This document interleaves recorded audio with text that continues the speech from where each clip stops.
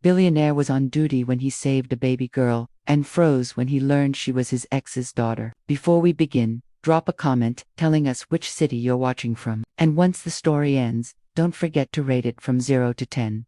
Go. And make sure to follow our channel for more stories like this. Now, sit back and enjoy every detail. The fluorescent lights of Seattle General's trauma wing hummed their familiar tune as Dr. Kale Whitmore adjusted his surgical mask for what felt like the 100th time that night. At 37, his hands remained as steady as they were 15 years ago when he first picked up a scalpel. But tonight, something felt different. Maybe it was the storm brewing outside, or maybe it was the anniversary approaching. 1 year since Aurora walked out of his life. Kale's reflection caught in the window of the break room as he poured his fourth cup of coffee. Tall, with broad shoulders that filled out his scrubs perfectly, he had the kind of presence that made residents step aside in hallways. His dark hair always perfectly styled, even during the longest shifts. Framed, piercing blue eyes that could diagnose a patient's condition with a single glance. The white coat draped over his muscular frame bore his name embroidered in navy thread.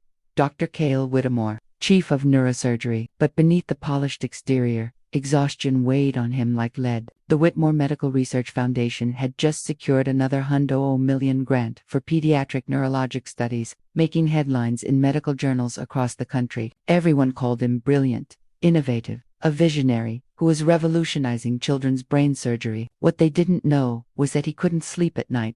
Dr. Whitmore, nurse, Jennifer's voice cracked through the intercom. Emergency in Trauma Bay 3. Infant in respiratory distress. Kale's coffee cup hit the counter with a sharp clink. He was already moving, muscle memory taking over as his mind shifted into the razor.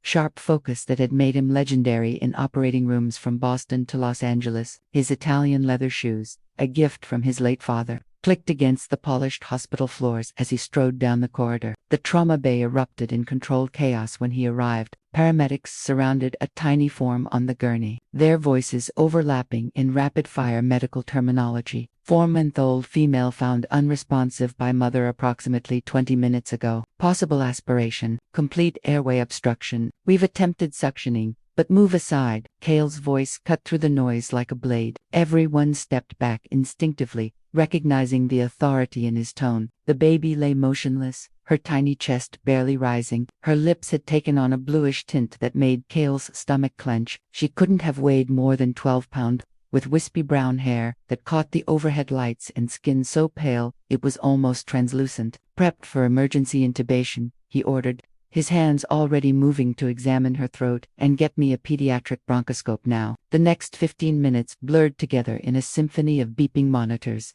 barked orders, and the delicate precision required to save a life so small. Kale's fingers worked with the mechanical perfection of someone who had performed this procedure countless times, but his heart hammered against his ribs in a way that surprised him. When the baby's oxygen levels finally stabilized and her color returned to a healthy pink, the trauma bay fell silent except for the steady rhythm of her breathing on the ventilator. Beautiful work, doctor, whispered Dr. Martinez as the attending physician. You saved her life. Kale nodded curtly, stripping off his gloves with practiced efficiency. Keep her monitored. I want blood work, chest x-rays, and a full neurological assessment. If there's any sign of brain damage from oxygen deprivation, doctor. The trauma bay doors burst open, and a woman stumbled in, her face stir with tears and rain from the storm outside. Where is she? Where's my baby? Kale Unk's world stopped. The voice hit him like a physical blow, so familiar it made his breath catch in his throat. He turned slowly, dreading what he would see, but unable to stop himself. Aurora Wren stood in the doorway, her auburn hair disheveled, and her green eyes wild with panic. She wore a paint-stained sweater over jeans, and her hands shook as she reached toward the gurney where her daughter lay sleeping. She hadn't seen him yet. Her entire focus was on the tiny form surrounded by medical equipment,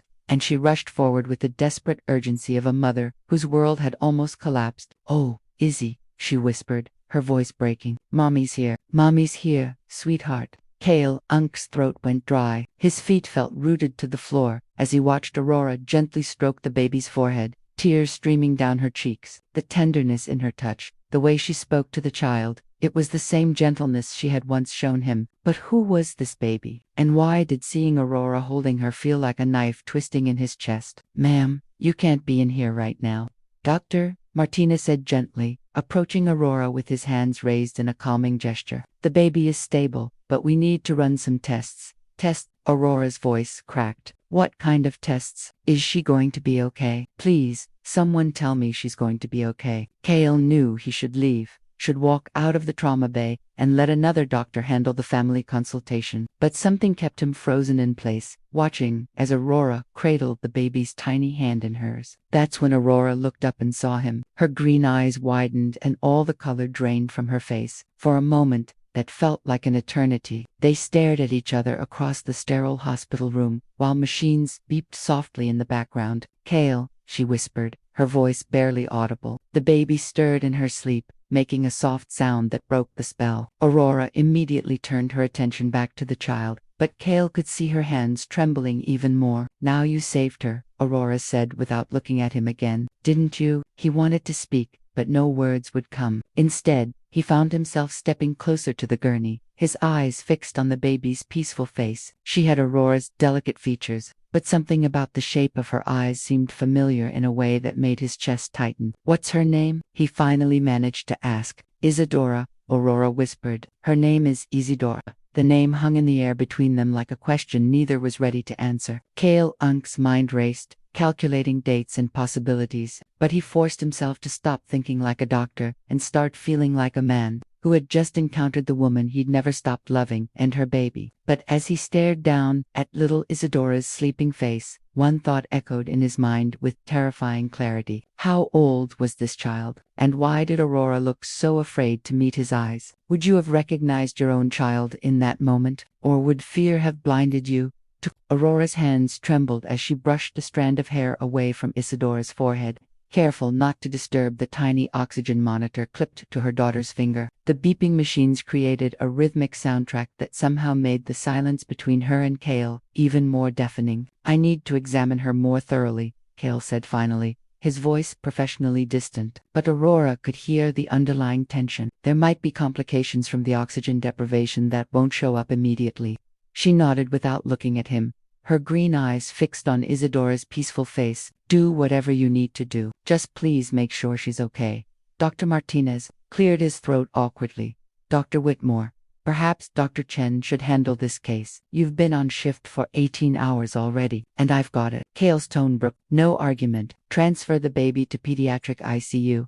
I want round-clock monitoring. As the medical team prepared to move, Aurora finally stood up straight and faced Kale directly. Even exhausted and terrified, she was breathtaking. Her auburn hair fell in waves around her shoulders, and her artistic eye was evident in everything, from the way she'd instinctively arranged herself next to the gurney to create the most comforting presents for her daughter to the paint-stained silver bracelet she still wore, the one he'd given her for her 33rd birthday. Thank you, she said quietly, for saving her. I know you didn't have to take this case personally. Kale Unk's jaw tightened. Every child deserves the best care available. That's not what I meant, and you know it. Their eyes locked, and for a moment, the sterile hospital room faded away. Aurora saw the same intense blue gaze that used to study her as she painted in the morning light, streaming through the windows of his penthouse apartment. The same eyes that would soften when she'd catch him watching her. The same ones that had gone cold the last time they spoke. How old is she? Kale asked, his voice carefully neutral. Aurora's breath caught. For months. Her father isn't in the picture, Aurora interrupted,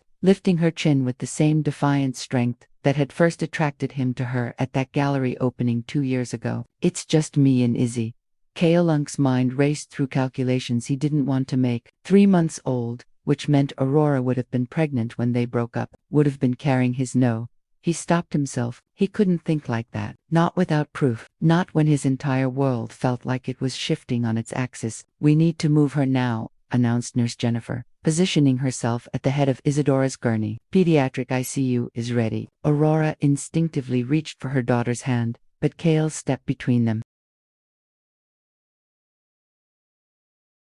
Ma'am, I need you to step back. Hospital protocol requires. Her name is Aurora, she said firmly, and she's my daughter. I'm not stepping back. The authority in Kale Unk's voice wavered for just a moment. Aurora had always been the only person who could challenge him without flinching.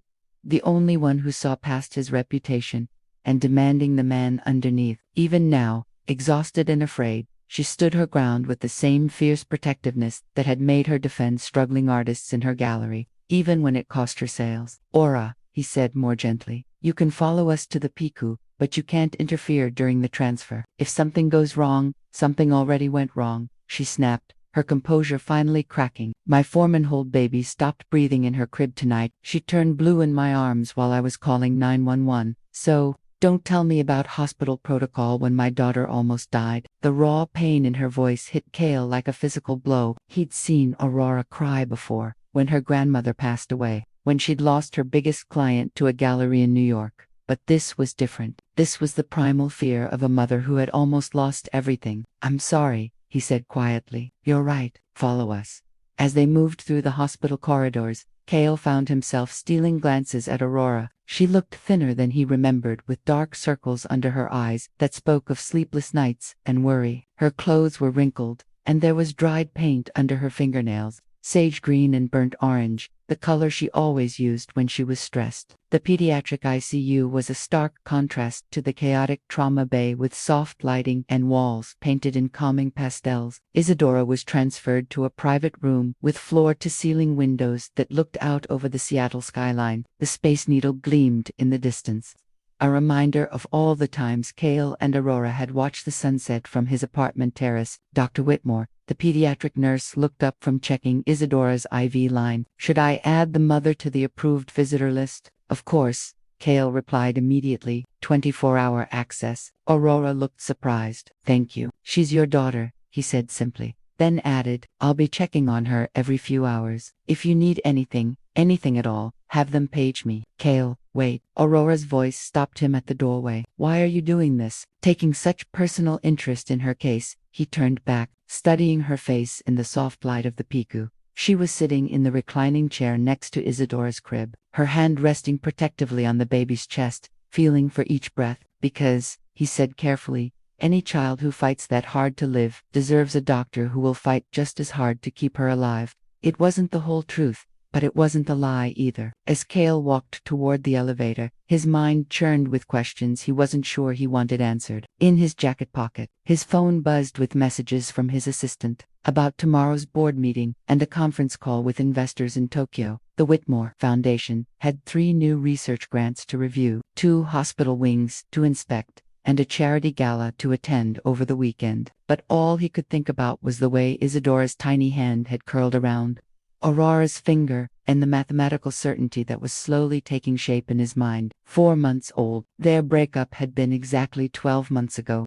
which meant the elevator doors opened, and Dr. Chen stepped out, nearly colliding with Kale in his distracted state. "Rough night?" Chen asked, noting the exhaustion written across Kale Unk's usually composed features. "You could say that," Kale replied, stepping into the elevator. "The baby you saved earlier, word is she's going to make a full recovery." "Nice work." Kale nodded absently. But as the elevator descended toward his office, one thought consumed him. He needed to see that baby's medical records, not as her doctor, but as a man who was beginning to suspect that his entire life had just changed forever. Because if his calculations were correct, little Isadora Wren might be the daughter he never knew he had. And Aurora had been raising her alone for 4 months, believing he didn't want children, while he'd spent the past year trying to forget the only woman he'd ever loved. The elevator reached his floor, but Kale didn't get out. Instead, he pressed the button for the medical records department. Some questions couldn't wait until morning. The medical records department was eerily quiet at 3 o'clock in the morning. Fluorescent lights cast harsh shadows across empty desks as Kale used his keycard to access the computer system. His hands, usually so steady during the most delicate surgeries, trembled slightly as he typed in Isadora's patient number. The file loaded slowly, each second feeling like an eternity when her birth certificate appeared on screen. Kale's breath caught in his throat. Birth date,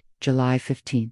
His mind raced backward through the calendar. July 15th meant Aurora would have conceived sometime in October of the previous year, November 20th to be exact. He remembered the date because it was the night before everything fell apart between them. It had been Aurora's gallery exhibition, the biggest night of her career. She'd been radiant in that emerald dress, her eyes sparkling as art collectors and critics praised her latest collection. They'd made love that night with a passion that still haunted his dreams. whispering promises about the future that neither of them knew was about to crumble. Father, unknown. Two simple words that confirmed his worst fear and biggest hope simultaneously. Kale stared at the screen until his eyes burned, then printed the file and tucked it into his jacket. He needed air. He needed space to think. But first, he needed to see Aurora. The walk back to the Piku felt like traversing a minefield. Every step brought him closer to a conversation that would either destroy what remained of his carefully controlled world or give him a chance at the family he'd convinced himself he didn't want. Aurora was exactly where he'd left her, curled up in the reclining chair beside Isadora's crib. She'd managed to doze off despite the constant beeping of monitors, one hand still resting protectively on her daughter's chest. In sleep, the worry lines around her eyes had softened, and she looked like the woman he'd fallen in love with at that coffee shop near her gallery. Paint-stained fingers wrapped around a ceramic mug, lost in thought about her next masterpiece. Couldn't sleep either. Aurora's voice was soft but alert. She'd sensed his presence without opening her eyes. I don't sleep much anymore, Kale admitted, settling into the chair across from her. How is she? Stable. Her oxygen levels have been perfect for the last 2 hours.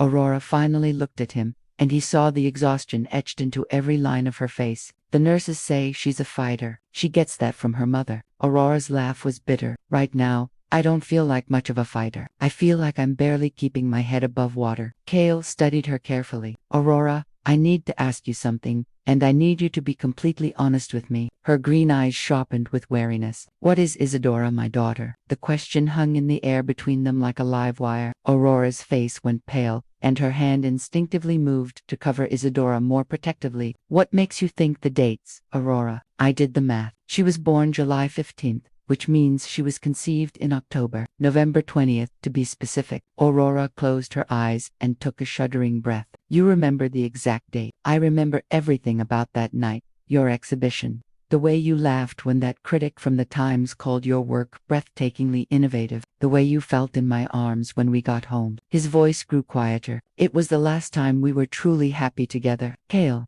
just tell me the truth, please. Aurora was quiet for so long that Kale wondered if she was going to answer at all. When she finally spoke, her voice was barely above a whisper. Yes, she's yours.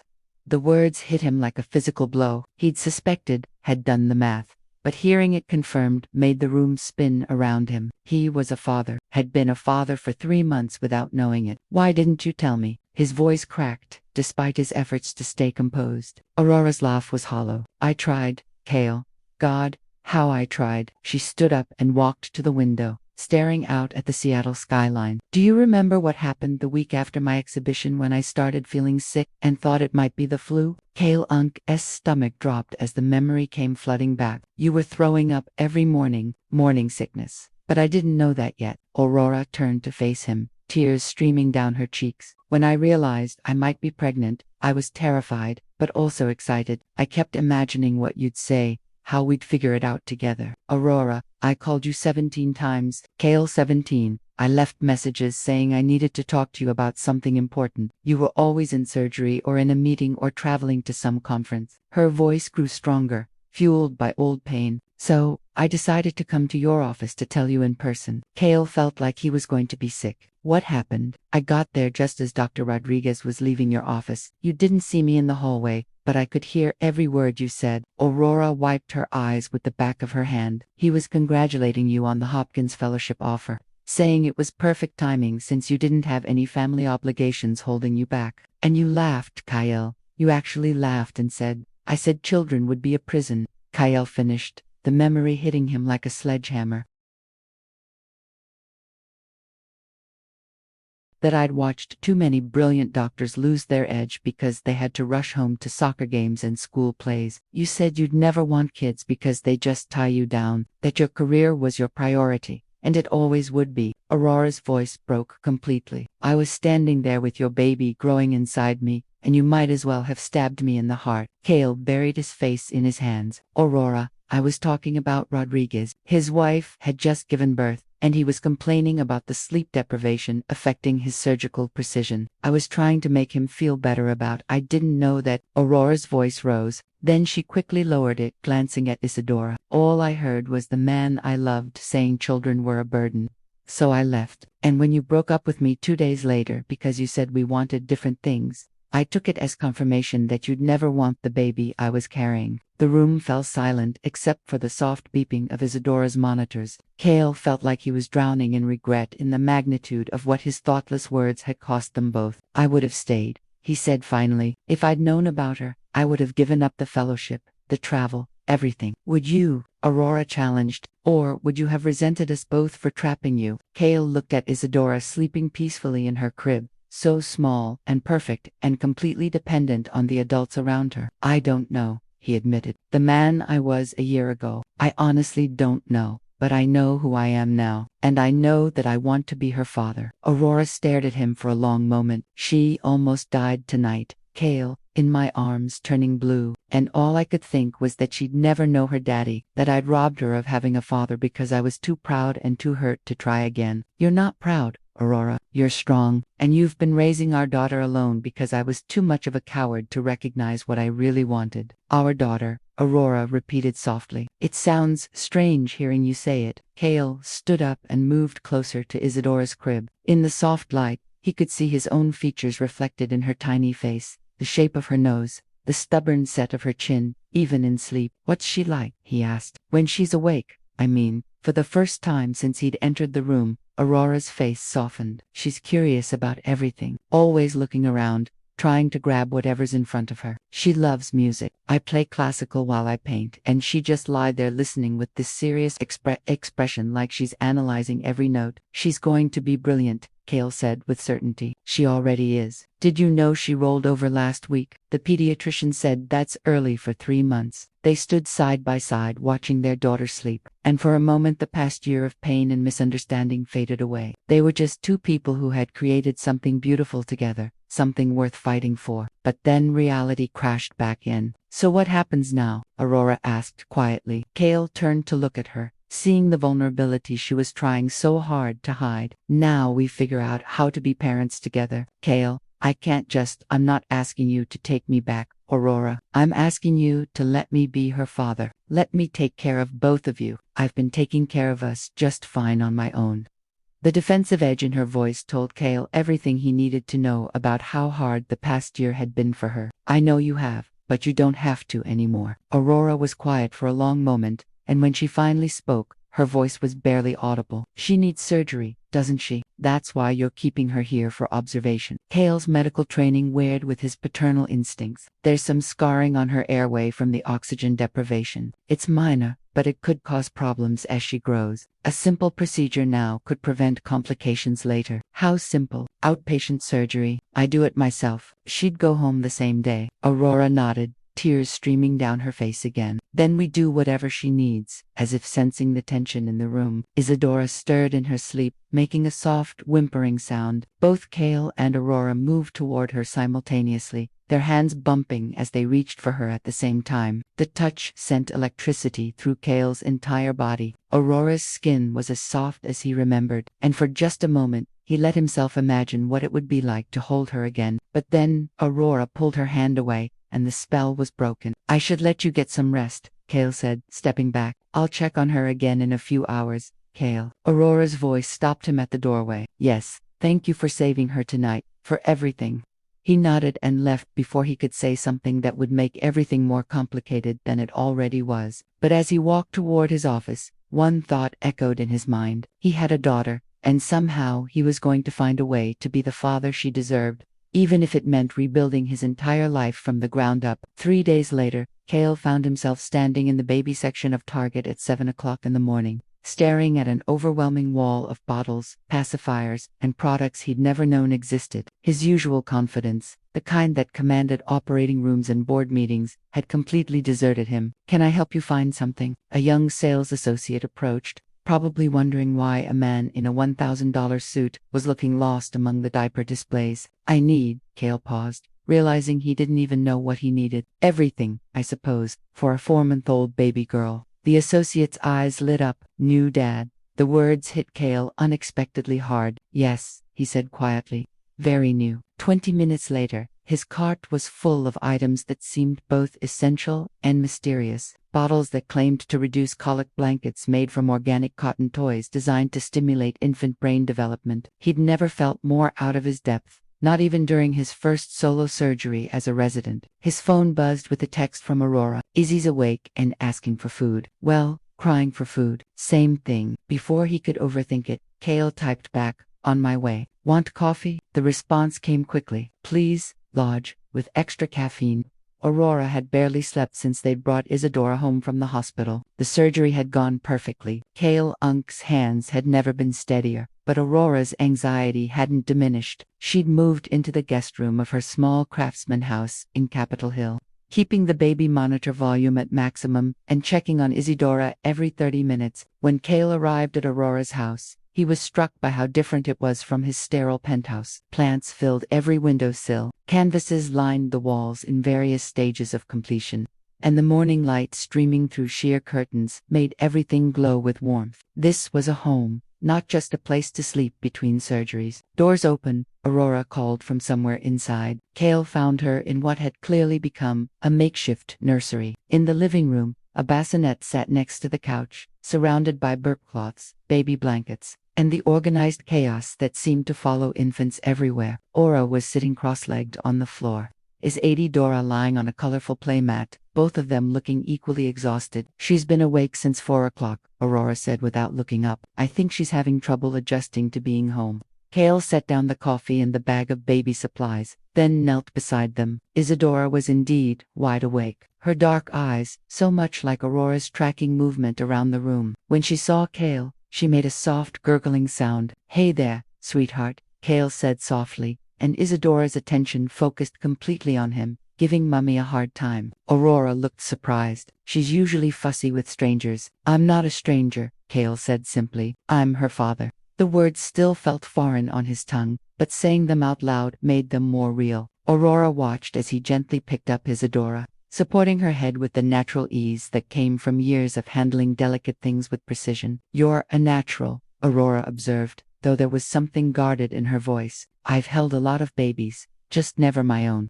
Isadora settled against his chest, her tiny fist grasping at his shirt button. The feeling of her warm weight against him was unlike anything he'd ever experienced. All the surgeries he'd performed, all the lives he'd saved, nothing had prepared him for the overwhelming protectiveness that surged through him as he held his daughter. I bought some things, Kale said, nodding toward the Target bag. I wasn't sure what you needed.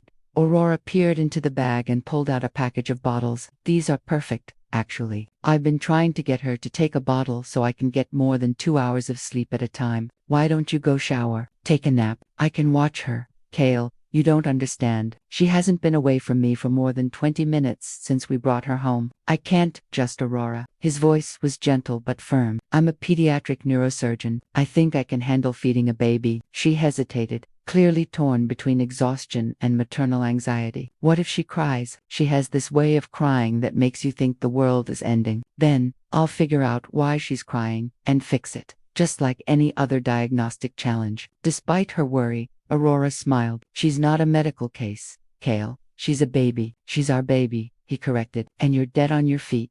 Go. I've got her.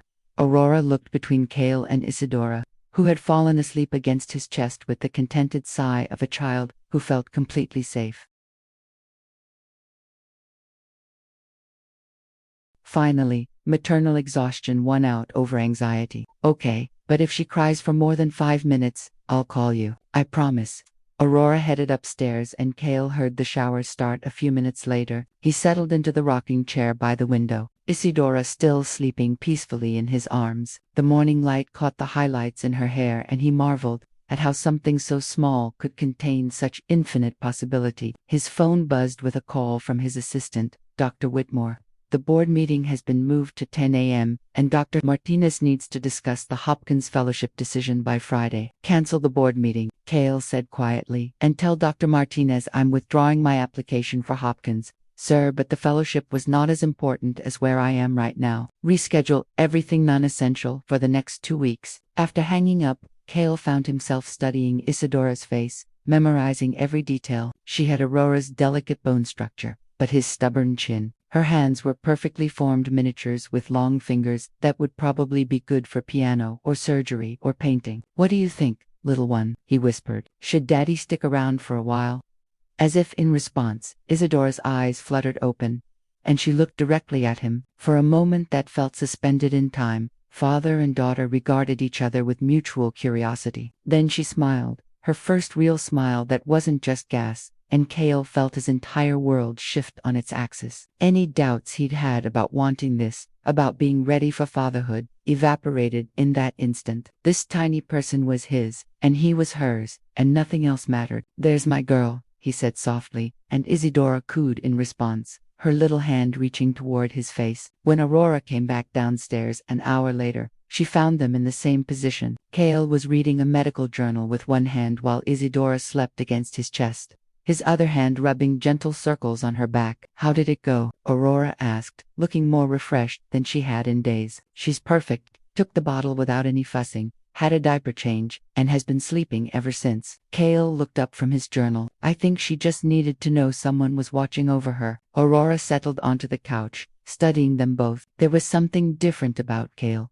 a softness in his expression she'd only seen glimpses of before. "You're really going to do this, aren't you? The whole father thing." "I'm not going anywhere, Aurora. I know I have a lot to prove, and I know you have every reason not to trust me, but I'm not the same man who let you walk away a year ago. People don't just change overnight, Kale. No, they don't. But sometimes they have the right motivation." He looked down at Isadora, then back at Aurora. "I've spent the last year trying to convince myself that I didn't need anything but my career. I was wrong." Aurora was quiet for a long moment. "What about Hopkins?" "I heard it's the opportunity of a lifetime." "It was, but this is my life now. This is what matters. And when the novelty wears off, when you realize that parenthood is 3 a.m. feedings and teething in temper tantrums, and not getting to travel whenever you want, what then?" Kale met her gaze steadily. "Then I'll still be here because she's not a novelty, Aurora. She's my daughter, and you." He paused, choosing his words carefully. "You're the mother of my child. That makes you both the most important people in my world,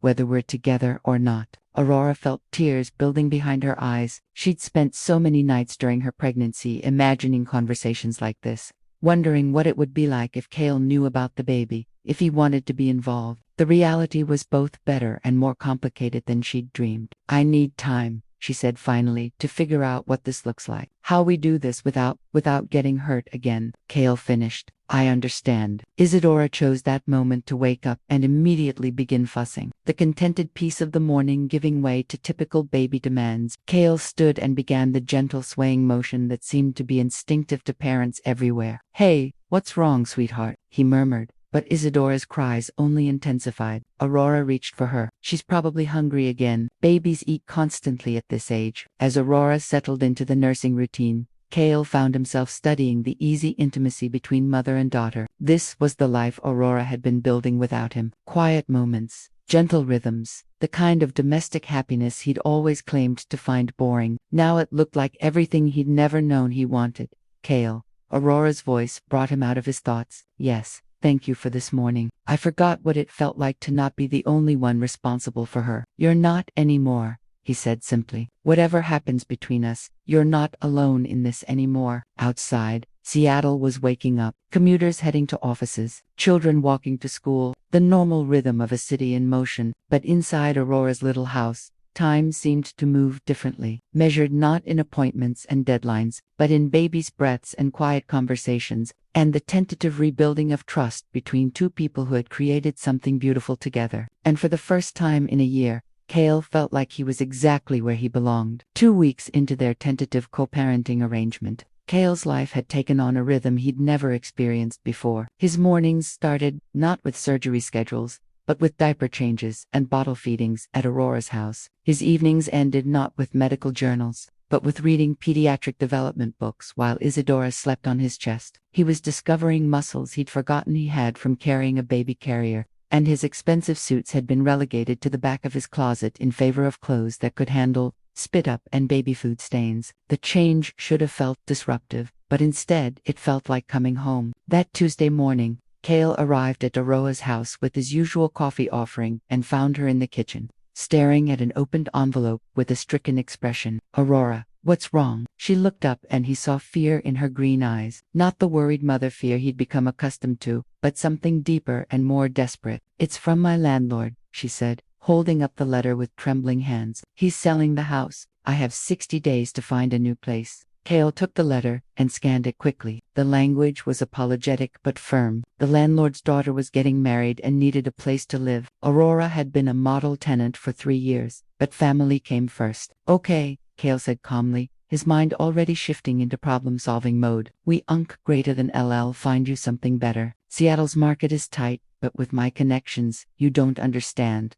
Aurora interrupted, sinking into one of the kitchen chairs. I can't afford better. I can barely afford this place, and it's already below market rate because Mr. Patterson has been renting to me since before the neighborhood gentrified. Kale frowned. What do you mean you can't afford it? Your art sells well. The gallery closed 2 months ago. Aurora's voice was flat right after Izzy was born. The owner decided to retire, and no one wanted to take over a small, independent space when the bigger galleries were struggling too. The words hit Kale like a physical blow. You didn't tell me. When would I have told you? We haven't exactly been in regular contact. Aurora stood up and began pacing the small kitchen, nervous energy radiating from her. I've been selling pieces online and doing some freelance graphic design work, but it's not enough to cover Seattle rent prices. Not with a baby. Kale watched her pace, pieces of a puzzle he hadn't known existed falling into place. The exhaustion he'd attributed to new motherhood, the paint-stained clothes he'd assumed were artistic preference, the way she'd been so careful about every purchase for Isadora.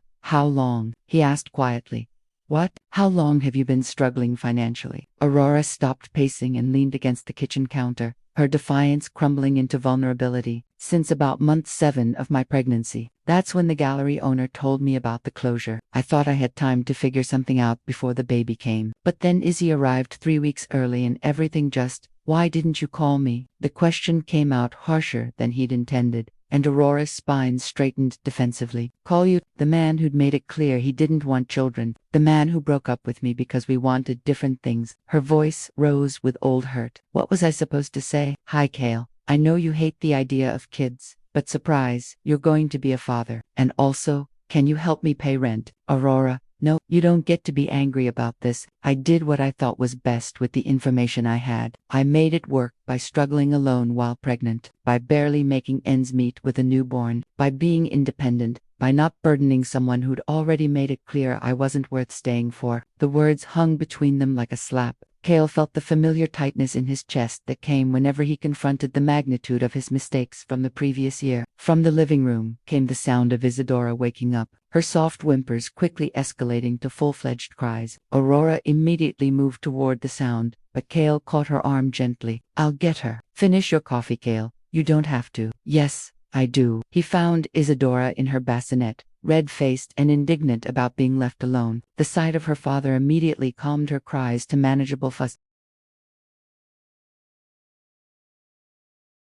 Hey, beautiful girl, Kale murmured, lifting her carefully. Are you hungry, or do you just want some attention? As he changed her diaper with movements that had become natural over the past 2 weeks, Kale's mind raced through options. Aurora was too proud to accept charity, too independent to let him simply solve her problems with money. But there had to be a way to help without making her feel like she was losing control of her life. Daddy's thinking, he told Isadora as he carried her back to the kitchen. Mommy's stubborn, but Daddy's stubborn, too. We'll figure something out. Aurora was sitting at the table, staring into her coffee cup with the defeated expression of someone who'd been fighting alone for too long. Move in with me, Kale said without preamble. Aurora's head snapped up. What? Move in with me? My penthouse has 4 bedrooms, 3 bathrooms, and a view of the Sound. There's plenty of space for both of you. Absolutely not. Aura, be practical. Be practical. Aurora stood up so quickly. Her chair scraped against the floor. You think this is about practicality? You think I can just move in with my ex-boyfriend like we're roommates sharing expenses? We're not ex-anything anymore, Aurora. We're Isadora's parents. This is about what's best for her.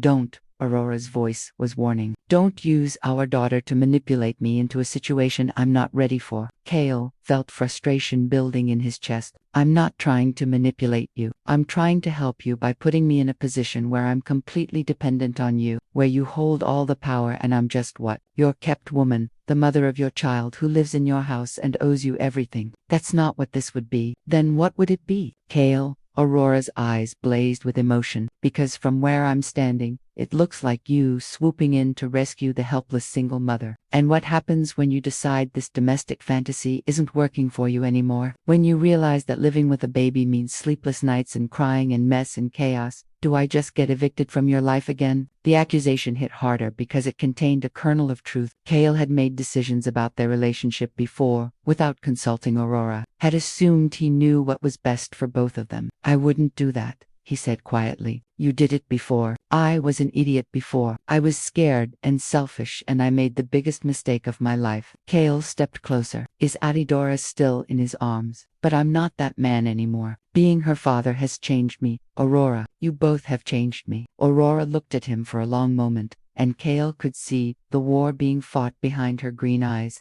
the desire to believe him, battling against the fear of being hurt again. I need to think, she said finally. How much time do you have to decide about the house? Says, but I need to start looking immediately if I'm going to find something decent. Then, you have 60 days to decide about my offer. To Kale, no strings attached, he said firmly. Separate bedrooms, you'd be my tenant, paying whatever you're comfortable with. I'd help with Izzy, but only as much as you want me to. And if it doesn't work out, I'll help you find somewhere else. Aurora wanted to say no. He could see it in her face, but he could also see the exhaustion. The worry about providing for Isadora, the practical reality of Seattle's housing market. I'm scared, she admitted quietly, of me, of depending on you, of letting Izzy get attached to having you around every day, and then having it all disappear. Kale looked down at his daughter, who was contentedly chewing on her fist and observing the conversation with the serious attention of someone trying to understand adult emotions. I can't promise I'll be perfect, he said. I can't promise I won't make mistakes or that this won't be complicated, but I can promise you that I'm not going anywhere. Whether you live with me or across town or in another state, I will always be Isadora's father, and I will always make sure both of you are taken care of. Aurora wiped away tears she didn't remember shedding. This is crazy. Maybe, but maybe crazy is what we need. From his jacket pocket, Kale UNC's phone buzzed with what was probably the 15th call from his assistant that morning. Hospital business, board meetings, research grants, all the things that used to define his entire existence. He ignored it. I have a counterproposal, Aurora said suddenly. I'm listening. 2 weeks, a trial run? I'll stay at your place for 2 weeks while I look for other options. If it works out, we can talk about something longer term. If it doesn't, no harm done. Kale agreed. But Aurora, yes, it's going to work out. I promise you that. As if to seal the deal, Isadora chose that moment to reach out and grab both her parents' hands, creating a tiny human chain between them. Aurora laughed despite her tears, and for the first time since she'd opened that eviction notice, she felt like maybe everything was going to be okay. But neither of them noticed the black sedan that had been parked across the street for the past hour, or the photographer inside capturing every moment of their intimate family scene. By evening, those photos would be in the hands of someone who had very different ideas about Kale Whitmore's future. Kale's penthouse overlooked Elliott Bay, with floor-to-ceiling windows that made the Seattle skyline look like a living painting. Aurora had been there before, many times during their relationship, but walking through the door with Isadora in her arms and suitcases behind her felt surreal, like stepping into an alternate reality where everything had gone differently. The guest suite is this way, Kale said, leading her down a hallway lined with medical awards and abstract art. I had some baby furniture delivered yesterday. I hope I got the right things. Aurora stopped in the doorway of what had once been Kale Unca's home office, her breath catching. The room had been completely transformed. A white crib sat by the window, positioned to catch the morning light. A changing station occupied one corner, stocked with everything Isadora could possibly need. A comfortable rocking chair faced the view of the water with a small bookshelf nearby filled with children's books. Kale, she whispered, this is beautiful.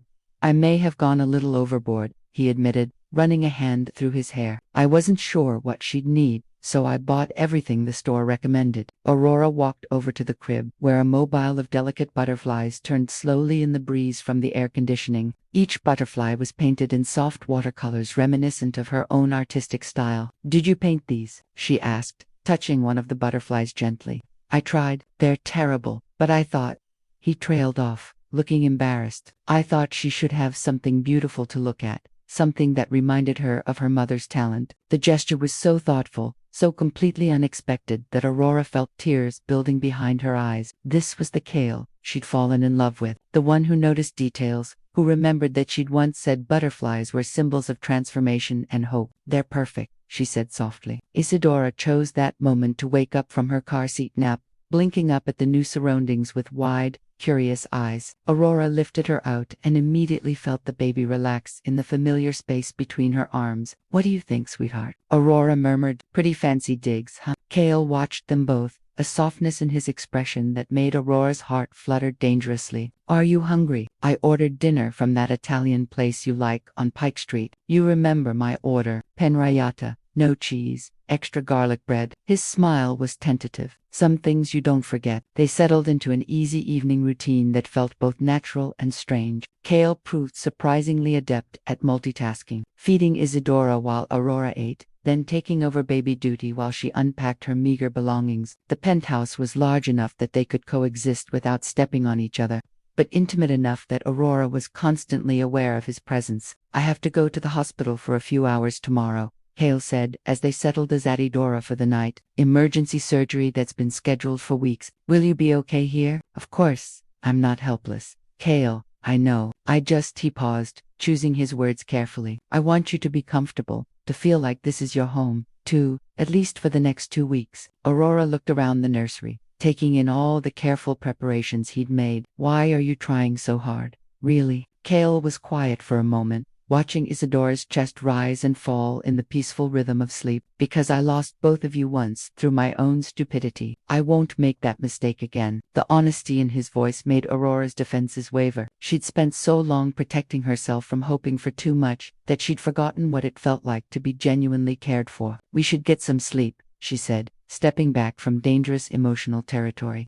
Kale Unk's voice stopped her at the doorway. "Yes, thank you for trusting me enough to try this." She nodded and headed to her own room, but sleep was elusive. The bed was comfortable, the room was quiet, but her mind raced with questions about what they were doing and whether she was making another mistake. Around midnight, Isadora's cries echoed through the baby monitor. Aurora was immediately alert, but by the time she reached the nursery, Kale was already there, lifting their daughter from her crib with practiced ease. "Hey, princess," he murmured. "Did you have a bad dream?" Aurora watched from the doorway as he settled into the rocking chair. Isadora immediately calming against his chest. The sight of them together, her dark-haired daughter and this man who was learning to be her father, stirred something deep and complicated in Aurora's heart. "She likes the rocking chair," Aurora said softly, entering the room. "I've been reading about sleep patterns in infants. Apparently, the motion reminds them of being in the womb." Kale Unk's voice was barely above a whisper. "Go back to bed. I've got her." "Are you sure?" "I'm sure. Sleep.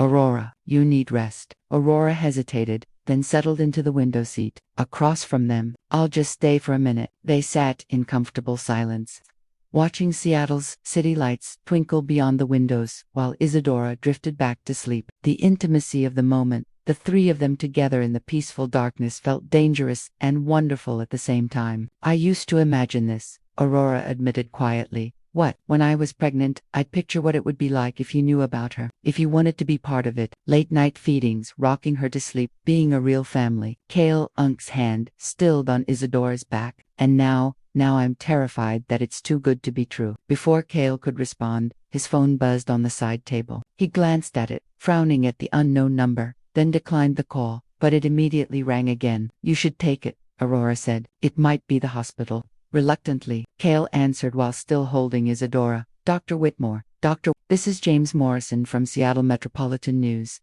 I'm calling to get your comment on some photos that came across our desk." Kale's blood went cold. "I'm sorry, what photos?" "Photos of you and a young woman with a baby taken outside a residence in Capitol Hill. Our source says the woman is Aurora Wren, your former girlfriend, and that the baby is yours. We're planning to run the story tomorrow, unless you'd like to provide a statement." Aurora saw the color drain from Kale Unk's face and immediately stood up, alarm bells going off in her head. "I have no comment," Kale said tightly, "and I'd advise you to be very careful about publishing unsubstantiated claims." "So, you're denying the relationship, denying that the child is yours?" "I'm not denying or confirming anything. This conversation is over." Kale hung up and immediately turned to Aurora. We need to talk. What was that about? But even as she asked, Aurora felt sick. She'd been in the public eye briefly during her relationship with Kale. The local society pages had loved photographing the brilliant surgeon and his artist girlfriend. She'd hated the attention then, but this was worse. Someone's been watching us taking pictures. Kale ran a hand through his hair, careful not to wake Isadora. A reporter just called asking about you and Izzy. Oh God. Aurora sank back onto the window seat. This is exactly what I was afraid of. Aurora, no Kale, I can't do this. I can't have my daughter's picture in the tabloids. I can't have reporters calling and asking questions about her paternity. It's going to be okay. I'll handle it. How are you going to handle photographers following us around? How are you going to handle them digging into my background, my finances, my pregnancy? Aurora's voice rose with panic. I'm not equipped for this kind of scrutiny. Kale carefully placed Isadora back in her crib, then turned to face Aurora fully. Listen to me. I will protect you both. I have lawyers. Security, security.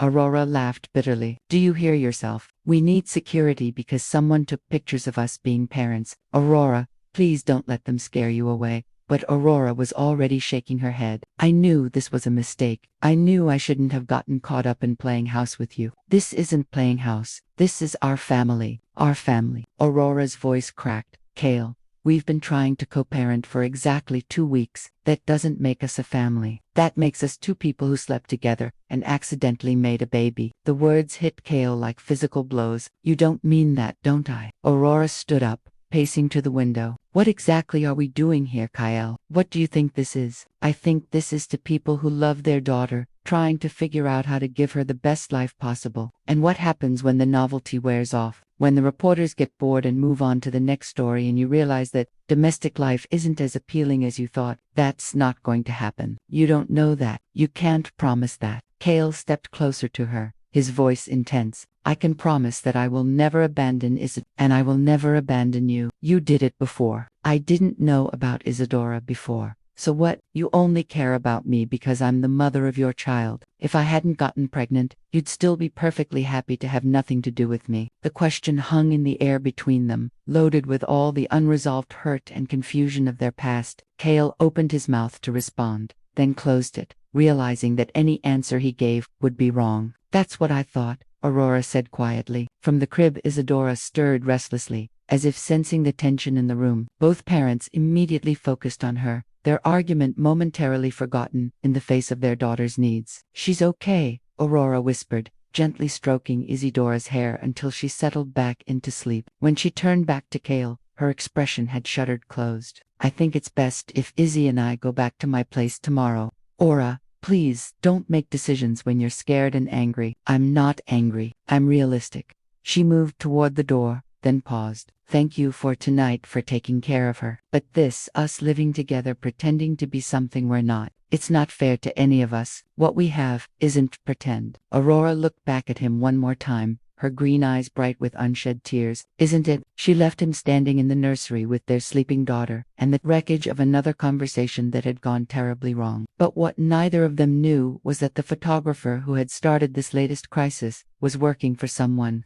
much closer to home than a gossip columnist, someone who had very specific plans for Dr. Kale Whitmore's personal life, and who wouldn't hesitate to destroy an innocent woman and child to get what they wanted. The next morning, Aurora was packing Isadora's things when Kala'ank's phone rang again. This time, he recognized the number. His attorney, David Chen, who only called with serious problems. Kale, we need to talk now. David's voice was tense. Can you come to my office immediately? I'm dealing with a personal situation. That's exactly what we need to discuss. How quickly can you get here? 20 minutes later, Kale sat in David's downtown law office while his attorney spread photographs across the mahogany conference table. The images showed every moment of tenderness between Kale and Aurora over the past 2 weeks. Him buying baby supplies at Target, carrying Isadora into the penthouse, the three of them at Aurora's kitchen table looking like a perfect family. Where did these come from? Kale asked, his voice deadly calm. Victoria Ashford. The name hit Kale like ice water. Victoria Ashford,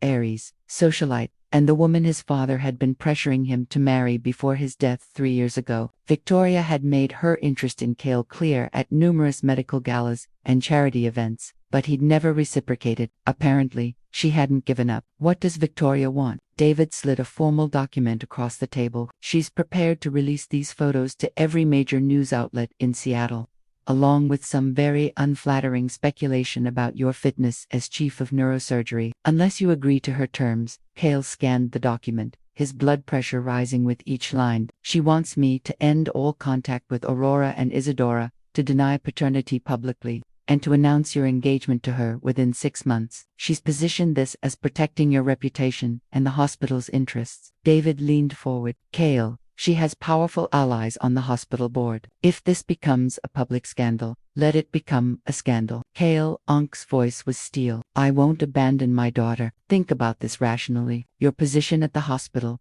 your research, funding, the foundation, none of that matters more than Isadora. David studied his longtime client and friend. What about Aurora? Is this just about the baby, or is there something more here? The question stopped Kale cold. After last night's fight, he wasn't sure Aurora would even speak to him again.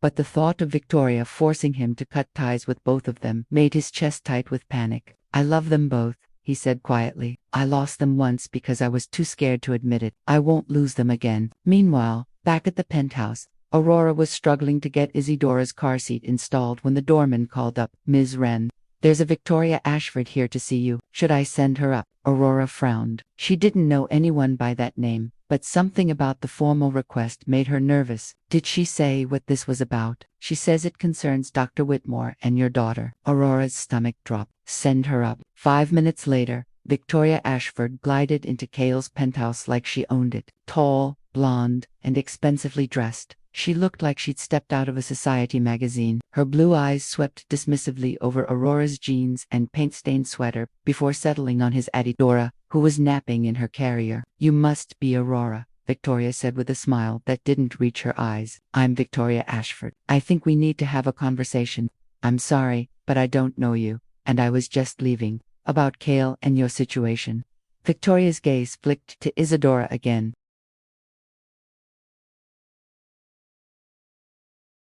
May I sit down? Every instinct Aurora had screamed danger, but curiosity won out. What situation? Victoria settled gracefully onto Kale's expensive leather couch and pulled out her phone, showing Aurora one of the surveillance photos. You and Kale have been careless. These images are about to become very public unless something changes. Aurora's hands trembled as she recognized the photo. It was from that first morning when Kale had brought her coffee, when she'd still believed they might find a way to make their co-parenting work. Who are you? Aurora demanded. I'm someone who cares very much about Kale Unk's reputation and career. Someone who understands the pressures of public life in a way that you clearly don't. Victoria's voice was silk over steel. This scandal will destroy everything he's worked for. His position at the hospital, his research funding, his foundation, all of it will disappear. That's not true. He's the best neurosurgeon in the city. He's also an unmarried man with a secret child born out of wedlock. In certain circles, that matters. Victoria leaned forward. But it doesn't have to be a scandal. There's a way to protect everyone involved. Aurora felt sick. What do you want? I want you to disappear. Take your daughter, leave Seattle, start fresh somewhere else. I'm prepared to offer you a very generous settlement to make that happen. Victoria pulled out a check already made out to Aurora Wren.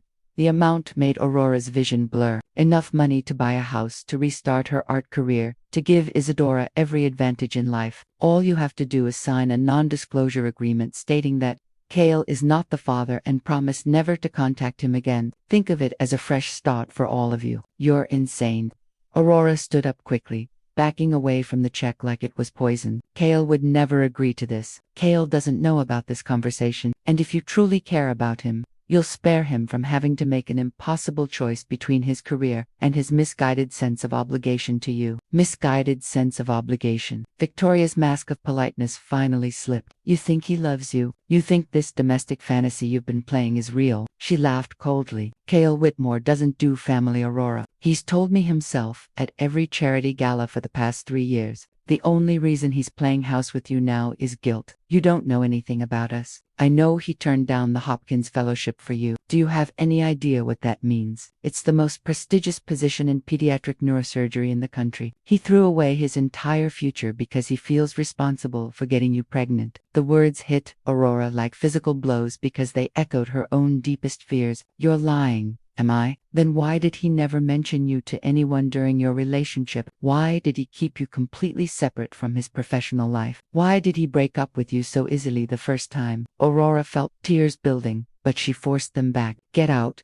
Think about it, Aurora. Think about what's best for your daughter. Do you really want her growing up in the shadow of a scandal? Do you want her to spend her childhood knowing that her existence destroyed her father's career? Victoria stood gracefully and placed the check on the coffee table. I'll give you 24 hours to decide. After that, the photos go public and Kale loses everything. But if you choose to leave quietly, everyone wins. Kale keeps his reputation. You and your daughter get financial security, and no one gets hurt except us. You'll get over it. Wealthy men have been taking care of inconvenient women and children for centuries. At least this way, it's civilized. After Victoria left, Aurora stood in the middle of Kale's perfect penthouse, staring at the check that represented everything she'd never had: security, independence, the ability to give Isadora the best of everything. But taking it would mean admitting that everything she'd started to believe about Kale was a lie. Her phone buzzed with a text from Kale.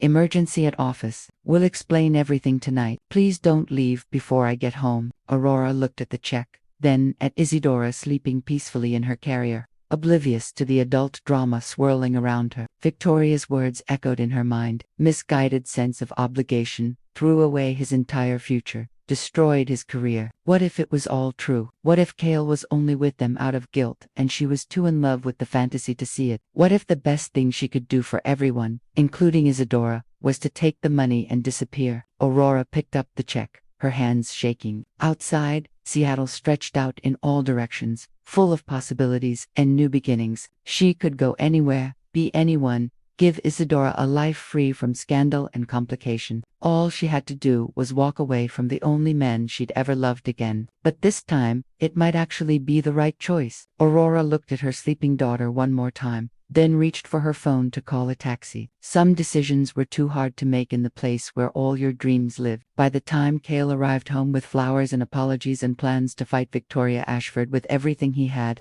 Aurora and Isadora were gone. The only thing left was a note on the kitchen counter. Some love isn't worth the cost. Take care of yourself, Kale. And a check for $500,000. Torn into pieces and left scattered across his perfect marble floor. Kale stared at the torn checks scattered across his kitchen floor, each piece a testament to Aurora's pain and his failure to protect her. His hands shook as he pulled out his phone, calling her number for what felt like the 100th time in the past hour, straight to voicemail. Aurora, please, whatever Victoria told you, whatever she threatened, we can fight this together. Just come home, please. But even as he left the message, Kale knew Aurora wouldn't listen. She was protecting him the only way she knew how, just like she'd protected herself during her pregnancy. And just like before, he was losing everything that mattered because he'd been too slow to act. He called David Chen, his voice raw. Find them. I don't care what it costs. I don't care who you have to hire. Find Aurora and Isadora. Kale, maybe you should take some time to think about this rationally. David Kale Unk's voice was deadly quiet. Find my family. Meanwhile, across town, in a modest hotel near the airport,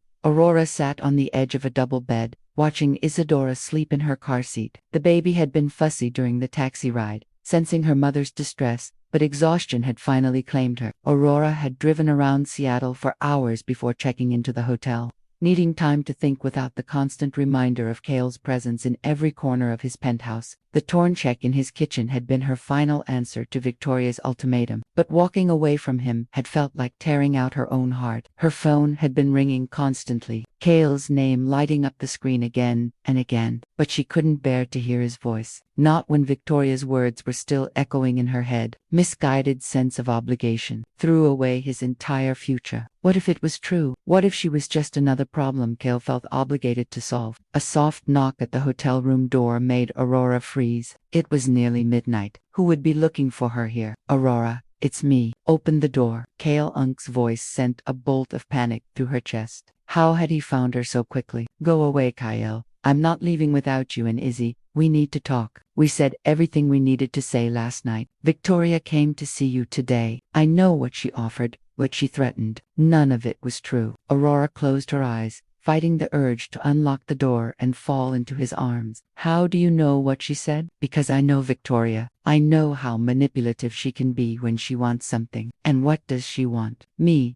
She's wanted to marry into the Whitmore family name since my father was alive. This is just her latest attempt to eliminate the competition. Aurora pressed her back against the door, tears streaming down her face. Competition? Is that what Izzy and I are to you? You're my family, Aurora. You're the woman I love and the mother of my daughter. The words she dreamed of hearing for so long hung in the air between them, separated only by a hotel room door and the weight of all their misunderstandings. You love me, she whispered. I've loved you since that first day I saw you at the coffee shop, arguing with the barista about fair trade coffee beans. I loved you when you dragged me to that terrible experimental theater performance and made me pretend to understand it. I loved you when you cried during that documentary about abandoned animals. And I loved you when you painted for 16 hours straight and forgot to eat. Aurora slid down the door until she was sitting on the carpet listening to his voice through the wood. I loved you when I was too scared to tell you. And I loved you when I let pride and fear destroy everything good in my life. I loved you every day for the past year, even when I was trying to convince myself I didn't. And I love you now, sitting in some hotel room because someone convinced you that leaving was the noble thing to do. Kale, I know you're scared. I know you think I'm only here out of obligation or guilt. But Aurora, if you were anyone else's baby's mother, if Izzy belonged to someone else, I would still be here trying to convince you to give me another chance. Aurora wiped her eyes with the back of her hand. Victoria showed me pictures. Kale, someone's been following us, documenting everything. She said, it would destroy your career if it came out. Let it come out.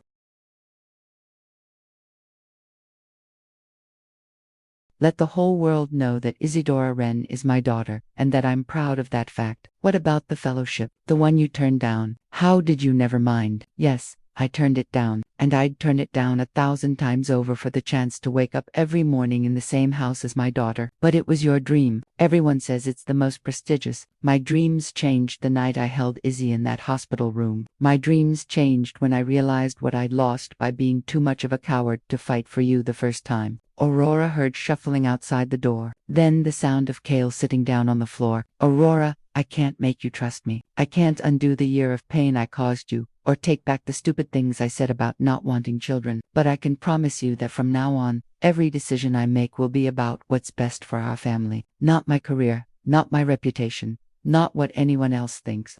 Just us. From her car seat, Isadora began to stir, making the soft whimpering sounds that meant she was hungry. Aurora instinctively moved toward her, then hesitated, knowing that opening the door would mean making a choice she couldn't take back. She's hungry, Aurora said quietly. Then let me in so we can feed her together. Aurora looked at her daughter, who was now fully awake and working up to a proper cry. Isadora had no idea about Victoria's ultimatums or career concerns or the complicated adult emotions swirling around her. All she knew was that she needed her parents. Aurora, please, whatever you decide about us, Izzy needs you right now, and I need to know she's okay. The desperate love in Kale's voice broke through Aurora's last defenses. She unlocked the door and pulled it open to find Kale sitting against the hallway wall, still in his expensive suit from the meeting with his lawyer, but with his hair disheveled and his eyes red with exhaustion and worry. Thank God, he breathed, rising to his feet. Are you both okay? Aurora nodded, stepping aside to let him enter the small hotel room. He immediately went to Isadora, lifting her gently from her car seat and cradling her against his chest. Hey, beautiful girl, he murmured. Daddy's here. Everything's okay. Watching him with their daughter, Aurora felt her carefully constructed walls crumbling. This wasn't obligation or guilt. This was a man who loved his child with every fiber of his being. I prepared a bottle before we left, Aurora said quietly, retrieving it from the diaper bag. She should settle down when she eats. They settled into the familiar routine of feeding Izzy. The small hotel room filled with the soft sounds of a contented baby, and two parents trying to navigate their way back to each other. What happened with Victoria? Aurora asked finally. I told my lawyer to prepare a restraining order, and I'm calling a press conference tomorrow to announce that I'm Isadora's father, and that anyone who has a problem with that can find themselves a new neurosurgeon. Kale, You can't do that. Your career will survive, and if it doesn't, I'll start over somewhere else. Somewhere that values family as much as surgical skill. Aurora looked at him in wonder. You really mean that? I really mean that. Isadora finished her bottle and immediately fell back to sleep. Her tiny hand curled around Kale Unk's finger. The trust she showed in her father made Aurora's heart ache with possibility. I tore up her check, Aurora said. I saw. Thank you. I didn't do it for you. I did it for me and for her. Aurora gestured toward their sleeping daughter. Because I realized that no amount of money is worth living a lie. What lie? That I don't love you. That I don't want us to be a family. Aurora took a shaky breath. I've been so scared of getting hurt again that I've been sabotaging everything good in my life. Kale reached out with his free hand and gently cuped Aurora's cheek. We've both been scared. But maybe it's time to be brave. What does being brave look like? It looks like going home together. It looks like facing whatever Victoria throws at us as a team. It looks like building the life we should have had a year ago. If I hadn't been too stupid to recognize what I was losing. Aurora leaned into his touch, feeling safe for the first time in hours. And if the scandal destroys everything, then we'll build something new, something better. Something that belongs completely to us. Outside the hotel window, Seattle sparkled in the darkness, full of promise and possibility. Aurora thought about Victoria's threats, about the photographs and the potential scandal, about all the reasons this could still go wrong. But then she looked at Kale holding their daughter with such tenderness, and she realized that some things were worth fighting for, even when the fight was scary. Okay, she said quietly. Okay, let's go home. Let's be brave. Kale Unk's smile was like sunrise after the longest night. Together. But as they gathered their things and prepared to leave the hotel, neither of them noticed the black sedan parked across the street or the photographer capturing their reunion through a telephoto lens. Victoria Ashford had given Aurora 24 hours to decide. Time was up. The press conference was scheduled for 2 p.m. at Seattle General Hospital. By 1:30, the main conference room was packed with reporters, hospital administrators, and curious medical staff who had heard rumors about Dr. Kale Whitmore's mysterious announcement. Aurora stood in Kale Unk's office, bouncing Isadora gently while watching the chaos unfold on the monitors showing the conference room. Her stomach churned with anxiety, but her resolve remained firm. They had agreed to face this together. Whatever the consequences, you don't have to do this, she said, for the 10th time that morning. We could just disappear, start over somewhere else. Kale adjusted his tie and turned to face her, his expression calm despite the storm they were about to walk into. I spent a year regretting that I didn't fight for us. I won't make that mistake again. A knock at the door interrupted them. Kale Unk's assistant peered in nervously. Dr. Whitmore, Ms. Ashford is here. She says it's urgent. Aurora's blood ran cold, but Kale Unk's jaw simply tightened with determination. Send her in. Victoria Ashford swept into the office like an avenging angel, dressed in a pristine white suit that made her look both powerful and untouchable. Her eyes immediately fixed on Aurora and Isadora with barely concealed venom. I see you chose poorly, Victoria said without preamble. How unfortunate for everyone involved. Victoria, whatever you think you're accomplishing, Kale began, but she cut him off with a raised hand. I tried to handle this quietly, Kale, generously even, but since your girlfriend rejected my offer, we'll have to do this the hard way. Victoria pulled out her phone and showed them a news website already loaded with one of the surveillance photos. The headline read, Seattle's top surgeon hiding secret love child. This went live 20 minutes ago, Victoria said with satisfaction. By tonight, it'll be on every major news outlet in the Pacific Northwest. By tomorrow, the medical journals will be questioning your judgment and moral character. Aurora felt sick, but Kale stepped protectively in front of her and Isadora. You're finished, Victoria. I'm calling the police about your harassment. Harassment? Victoria laughed coldly. I prefer to think of it as concerned citizenship. The public has a right to know about the personal lives of the doctors they trust with their children's lives. You're destroying innocent people out of petty jealousy. I'm protecting your reputation from a gold-digging opportunist and her convenient baby. Victoria's mask of civility finally slipped completely. Do you have any idea what the hospital board thinks of this scandal? What the parents of your young patients will think when they find out their surgeon has been playing house with his illegitimate child? Aurora is not illegitimate, Kale said, his voice deadly quiet. She's my daughter, and I'm proud of that fact. Proud? Victoria's voice rose. Kale, This woman has been lying to you for months. How do you even know the baby is yours? Because I love Aurora and I trust her completely. Love, Victoria spat. You barely knew her when you got her pregnant. This isn't love. It's guilt and misplaced responsibility, masquerading as noble intentions. Aurora had heard enough. Stepping out from behind Kale, she faced Victoria with a strength she'd found somewhere deep inside herself. You're right about one thing, Aurora said calmly. Kale barely knew me when Isadora was conceived. But you know what? That doesn't matter anymore. Aurora, Kale started, but she held up a hand. No, let me say this. Aurora looked directly at Victoria. You think you can destroy us by exposing our past mistakes and imperfections, but here's what you don't understand. Real love isn't about having a perfect beginning. It's about choosing each other every day, despite the complications and the fear, and the people who try to tear you down. Victoria's face twisted with rage. How touching, but love doesn't pay hospital bills or fund research grants. When the scandal tanks Kale's career, we'll see how long your pretty sentiments last. My career will be fine, Kale said firmly, because I'm good at what I do, because I save children's lives, because there isn't a parent in this city who would refuse my help for their child based on gossip about my personal life. You're naive if you think, no, Victoria, you're naive if you think anyone cares about your manufactured outrage more than they care about their children's health. The door to Kale's office opened again, and Dr. Martinez entered with several other senior staff members. His face was grim as he looked between Kale and Victoria.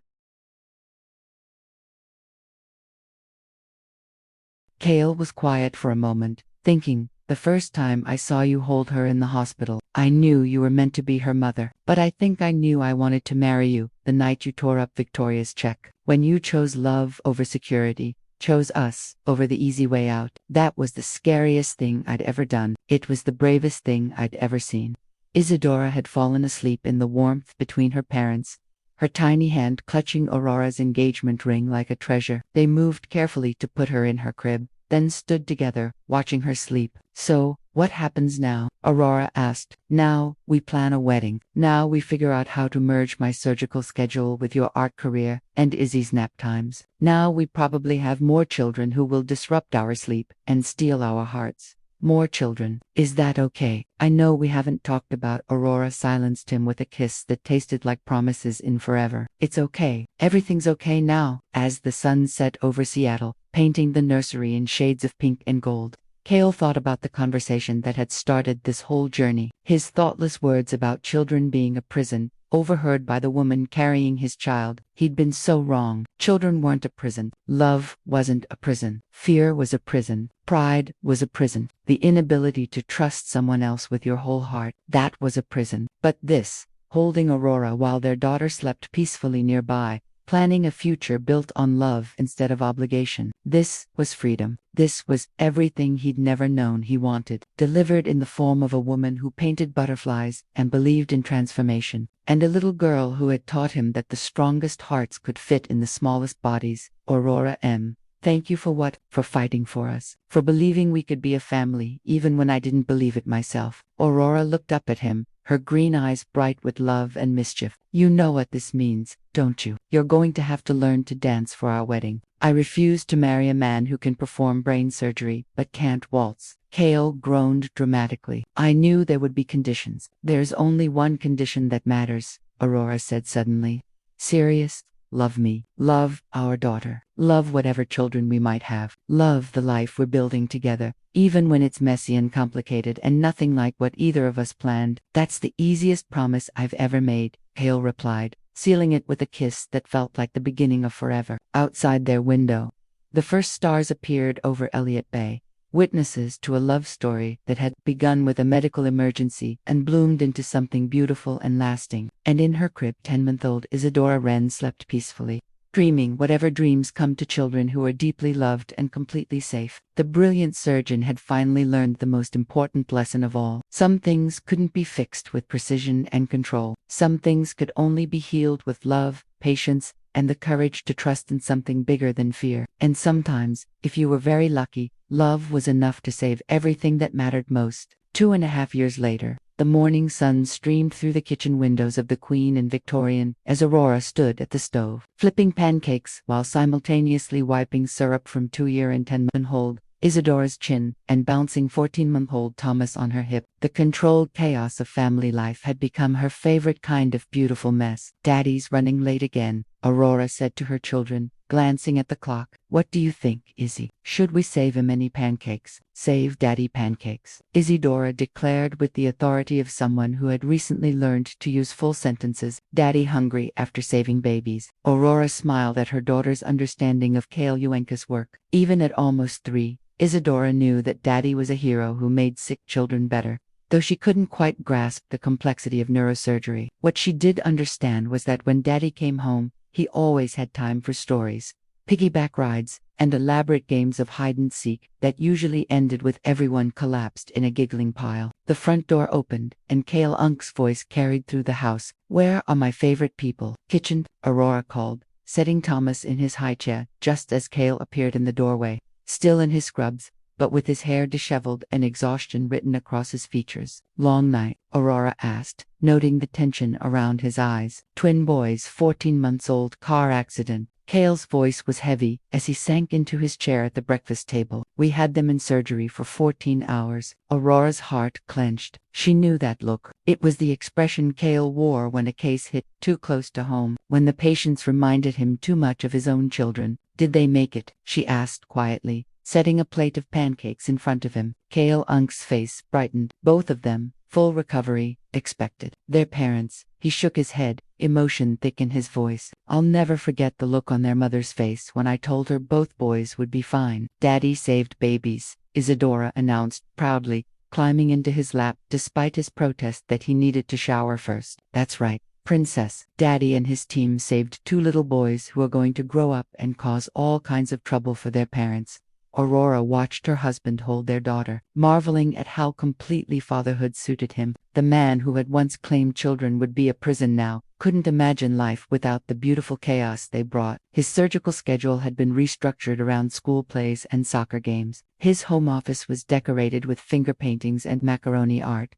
His expensive suits were often accessorized with mysterious stains and tiny handprints. "Mama baby Thomas eating his hair," Isidora observed from her perch on Kale Unk's lap. Aurora turned to see their son, indeed trying to stuff his own curls into his mouth, a habit he developed recently that never failed to make everyone laugh. "Thomas' hair is not food," Aurora said gently, redirecting his hands toward his sippy cup. "He gets that from your side of the family." Kale teased. "I've seen your artistic process. You put everything in your mouth when you're concentrating." "I do not." Aurora started to protest, then caught sight of the paintbrush she'd absent-mindedly been chewing while making breakfast. "Okay, maybe he gets it from me." After breakfast, while the children napped and Kale showered, Aurora found herself in her studio, the converted sunroom at the back of the house where morning light provided perfect painting conditions. Her latest series was her most personal work yet. Portraits of families in medical settings, capturing the quiet moments of hope and healing that most people never saw. The collection had grown out of her experience with Isidora's early medical scares and had evolved into something larger, a celebration of the caregivers who dedicated their lives to healing others. The centerpiece was a painting of a surgeon's hands cradling a newborn titled "The First Touch." It had sold before she'd even finished it, with the proceeds donated to the pediatric wing of Seattle General. "I love watching you work." Kale Unk's voice came from the doorway, his hair still damp from the shower. "You're supposed to be sleeping. You've been awake for 36 hours. I'm too wired to sleep yet. The adrenaline from surgery." He trailed off, settling into the reading chair he'd placed in her studio, so he could keep her company while she painted. Aurora set down her brush and turned to face him fully. "Tell me about the boys." "The twins, Marcus and Matthew Chen." Their parents had taken them to Pike Place Market. First time the boys had been downtown, a drunk driver ran a red light and hit their car. Kale's hands clenched involuntarily. "When they brought the boys in, I thought for just a moment, looking at their dark hair and brown eyes, I thought about Izzy and Thomas. But you saved them." "We saved them, the whole team. It took everything we had, but both boys are going to be fine. Their parents can take them home in a few days." Aurora moved to sit on the arm of his chair, running her fingers through his hair. "You know what I love most about watching you with difficult cases?" "What?" "You never distance yourself anymore." The old Kale would have approached those boys as medical puzzles to be solved, but now you see them as someone's beloved children. You operate with a father's heart as well as a surgeon's hands. Kale leaned into her touch, closing his eyes. Sometimes I wonder what would have happened if I hadn't been on duty that night. If some other doctor had been the one to save Izzy, but you were on duty. You were exactly where you needed to be, when you needed to be there. You think it was fate?" Aurora smiled, thinking of all the seemingly random events that had led them to this moment. His late shift, her decision to move to Capitol Hill, the gallery closing that had made her struggle financially, even Victoria's interference that had ultimately forced them to fight for their love publicly. "I think," she said carefully, "that sometimes the universe conspires to give people exactly what they need, even when they don't know they need it." "What did I need?" "You needed to learn that control isn't the same thing as strength. You needed to discover that the most important surgeries you'll ever perform are the ones that heal hearts, not just brains." Kale opened his eyes and looked at her with the same wonder he'd shown 3 years ago when he first held their daughter. "And what did you need?" "I needed to learn that love isn't something that happens to you. It's something you choose every day, even when it's scary." They sat together in comfortable silence, sunlight streaming through the studio windows and the sounds of their children's peaceful sleep drifting from upstairs. This was Aurora's favorite time of day, the quiet moments between Kale's shifts and the children's demands, when they could simply exist together as partners in the beautiful chaos they'd created. "Aura," Kale said suddenly, "do you ever regret it? The way everything happened? Do you ever wonder what our lives would have been like if we'd done things differently?" She considered the question seriously. "You mean, if you hadn't broken up with me? If I'd told you about the pregnancy right away? If we'd gotten married before having children like traditional couples do? All of it. The whole messy backwards way we became a family." Aurora looked around her studio, walls covered with paintings inspired by their journey, natural light that made her art possible, the reading chair where her husband came to decompress after saving lives. She thought about their children sleeping upstairs in bedrooms decorated with love and care, about the life they'd built that was nothing like what either of them had planned, but everything they'd never known they wanted. "No," she said firmly, "I don't regret any of it, even the painful parts, even the mistakes we made. They led us here to this moment, to this family, and this is exactly where I want to be. Even though I was such an idiot in the beginning, especially because you were an idiot in the beginning, it made your transformation into an amazing father and husband that much more meaningful." Kale stood and pulled her into his arms, holding her close enough that she could feel his heartbeat steady and strong against her chest. "I have something to tell you," he said quietly. "What?" "I've been offered the position of Chief of Pediatric Neurosurgery at Children's Hospital of Philadelphia. It's one of the most prestigious programs in the country." Aurora's breath caught. "Kale, that's incredible. You've always said that was your dream job." "It was 5 years ago. It would have been the pinnacle of everything I thought I wanted." Aurora pulled back to look at his face, reading the expression she'd learned to recognize over their years together. "But you're not taking it." "I'm not taking it." "Why?" "Because my dream job isn't in Philadelphia. It's here in Seattle, operating on children whose families can walk to our house for dinner after their kids recover. It's being married to an artist whose work is starting to be shown in galleries across the country. It's watching our children grow up in the house where we learned to be a family." "Kale, if this is what you really want." "Aurora," his voice was firm but gentle, 5 years ago, I thought success meant being the best surgeon in the most prestigious hospital in the biggest city. Now I know that success means coming home every night to people who love me not because of what I do, but because of who I am. It means being present for the small moments that make up a life. First steps and bedtime stories, and Saturday morning pancakes. And if you change your mind, if you start to feel like you settled for less, Kale cubed her face in his hands, the same hands that had saved their daughter's life, and countless others. "Aurora Whitmore," he said, using the married name she'd taken with such joy, "I could never settle for less than this. This is everything." From upstairs came the sound of Isadora waking up from her nap, her voice calling for Mama and Daddy, with the confidence of a child who had never doubted that both her parents would come when she needed them. "That's our cue," Aurora said, but neither of them moved immediately. "One more minute," Kale said, holding her closer. "Let me just hold my wife in the sunshine for one more minute." Aurora melted into his embrace, marveling at how the word wife still gave her butterflies after 2 years of marriage. They'd had a small ceremony in the hospital chapel, where their love story began with Isadora as flower girl and Thomas as the world's youngest ring bearer. The only guests had been close friends and colleagues who had witnessed their journey from broken hearts to healing love. "Mama, Daddy, where are you?" Isadora's voice was more insistent now, accompanied by the sound of small feet running down the hallway. "Come, sweetheart," Aurora called, but she didn't move from Kale Unk's arms. "We should go," Kale said. "We should," Aurora agreed. But they stayed for just a moment longer, holding each other in the light-filled studio, while their children called for them, and their future stretched out bright with possibility, because some moments were too perfect to rush, too precious not to memorize, too full of love not to save her completely. As they finally headed upstairs to their children, Aurora thought about the question that had started this whole journey, whether she would have made the same choice if she could do it all over again. The answer was simple. She would choose love every single time. She would choose the messy, complicated, beautiful reality of building a life with someone who chose her back, even when the choice was difficult. Because in the end, love wasn't about perfect timing or ideal circumstances. It was about two people deciding that whatever challenges they faced, they would face them together. It was about building something beautiful out of broken pieces, something lasting out of moments that felt fleeting, something extraordinary out of the ordinary magic of choosing each other again and again. And as Isadora launched herself into their arms, and Thomas babbled his delight at seeing his parents, Aurora knew that their love story was far from over. There would be more challenges, more growth, more moments when they had to choose each other over fear or pride or the easy way out. But they would choose love. They would always choose love, because that's what families do. They fight for each other. They forgive each other. And they never give up on the possibility that tomorrow can be better than today. As you reflect on Kale and Aurora's journey from a broken relationship to a beautiful family, consider this. When faced with the choice between safety and love,